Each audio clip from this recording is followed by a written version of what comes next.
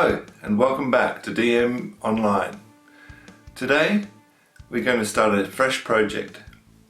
I'm going to walk you through a real life scenario, and to do that we're going to create some new music for the show.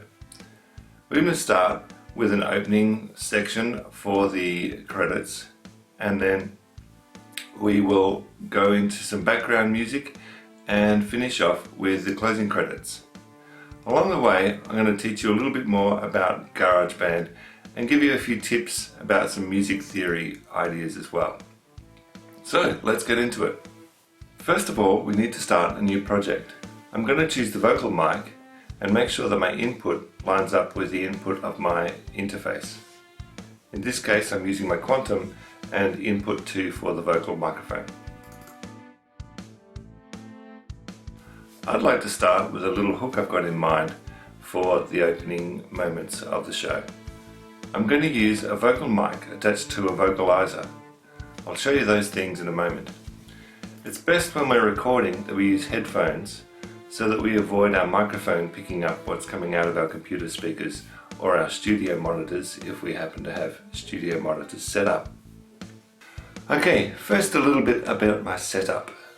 So my microphone here has a pop filter in front of it.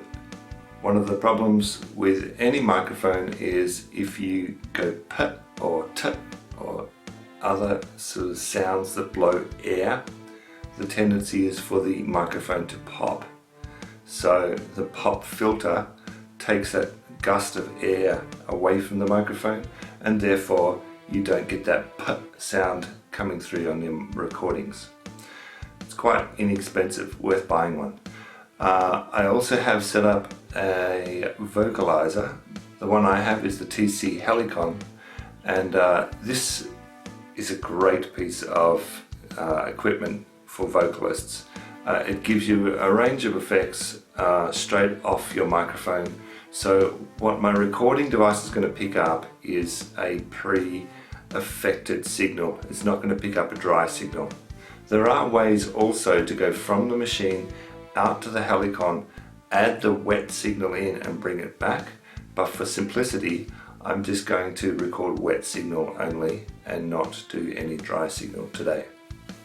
Now the Helicon will harmonize my voice and it will pull my tuning around so that it's reasonably spot on to the correct tuning for C major, which is my planned key to sing in and to play in. Okay, so I'm just going to record a couple of ideas and we'll have a listen and pick one that we like. DM Developing Musicianship Online. DM Developing Musicianship Online. DM Developing Musicianship Online. DM Developing Musicianship Online. So there's a couple of ideas. I'll listen back and see if we can come up with one that sounds like the way the introduction to the show should sound. I think I'm going to go with the first one for the moment. This may change later. So the first step is to edit down your track so that you've just got what you need. And you can do that just by grabbing the corners of the box and dragging it around, or you could set the timeline and use Command T to cut or trim the box. So now I've got this box set to just the first version. You'll notice that if you grab the corners again, you can actually stretch it back to the original. So it's a non-destructive way of editing it, in that you can always return back to the original at any time. So once I've got that, let's just make sure. DM Developing Musicianship Online. I've got in my mind that it needs a little bit of a bass thing right at the beginning and then launches into that.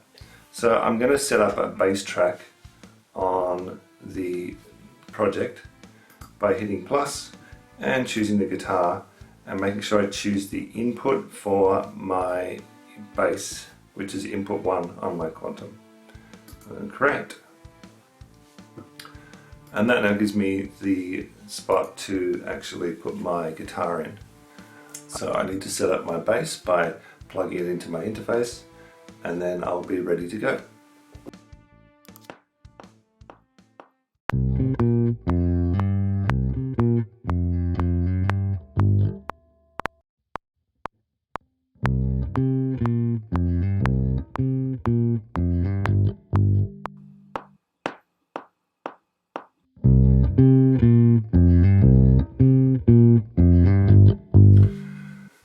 So again, I've recorded 3 different ideas, and I'll have a listen to each idea and see how it fits in with the jingle that I'm going to layer in with it.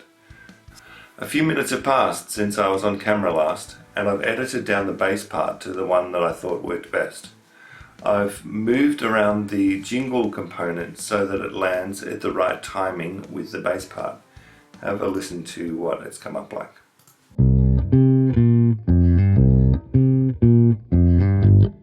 DM, developing musicianship online. Now, one thing that stood out to me is the fact that the bass doesn't actually sound much like a bass, because currently it's going through a clean guitar amp, which is not really appropriate for a bass instrument. So in the other moments that I was away from camera, I set up another amplifier.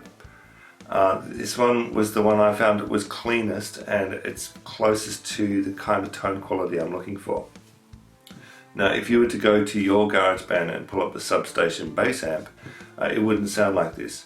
I've switched off the compression, which affects the tone quality of the instrument quite substantially.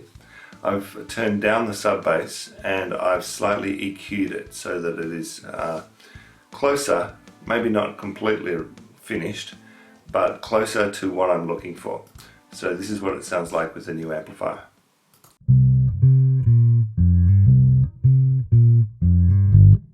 DM, developing musicianship online.